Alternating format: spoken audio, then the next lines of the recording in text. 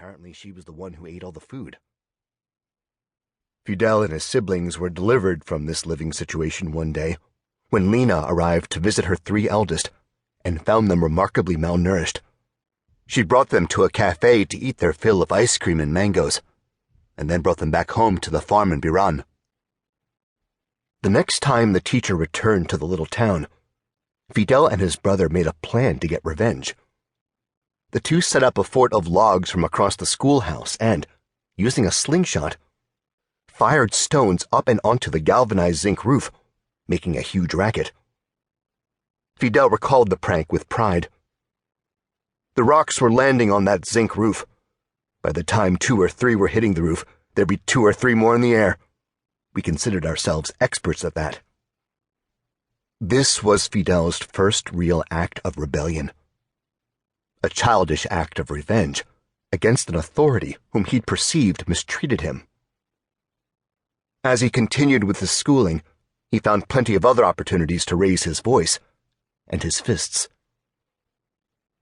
After leaving the teacher's house, Fidel returned to Santiago to study at the Colegio de la Salle from the 1st through the 5th grades, boarding at the school's facilities and sharing a room with his brothers and a friend.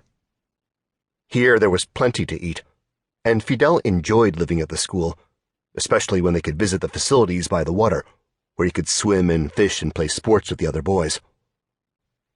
It wasn't long before Fidel clashed with his teachers.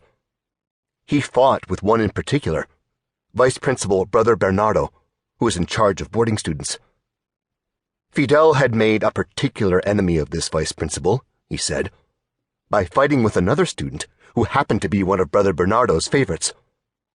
The vice principal slapped him for this, hard. Later he slapped Fidel again, for speaking out of turn while waiting in line. The third and final time he raised his hand to Fidel was in the courtyard, while boys were getting ready to play a game. Fidel was scrabbling with his classmates, deciding who would be at bat first, when he felt the vice principal hit him on the side of the head. But that was the last time because I just blew up.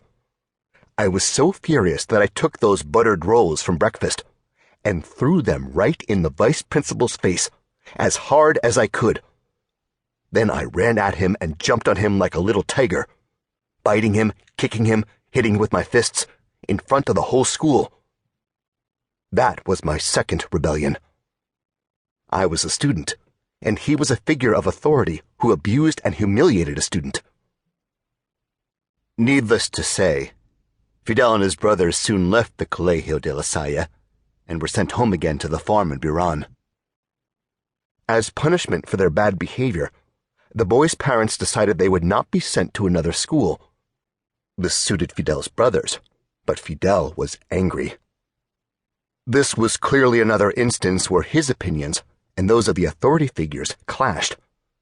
And so Fidel rebelled again, this time threatening to burn his house down if his parents didn't send him to school. Fidel claimed his parents were impressed with his enthusiasm for learning, or, as Fidel put it, "My mother was always the peacemaker, my father very understanding. He may have liked how firm I was in defending my right to go to school. Whatever the case, my parents decided to send me off to school again." It is notable that in this retelling, Castro says he was defending his right. He frames his threat as an instance of standing against an authority to defend what is right, where another observer might say he was demanding he get his own way, and by threatening violence, no less. Even from a young age, Fidel Castro was a man unafraid to ask for what he wanted. As a result of Fidel's successful campaign to be sent back to school, he was soon enrolled at the Jesuit-run Colegio de Dolores in Santiago. Here, Fidel got along with his teachers. The Jesuits, it seems, knew what to do with a spirited young boy. Fidel said of them later, "They know how to form boys' characters.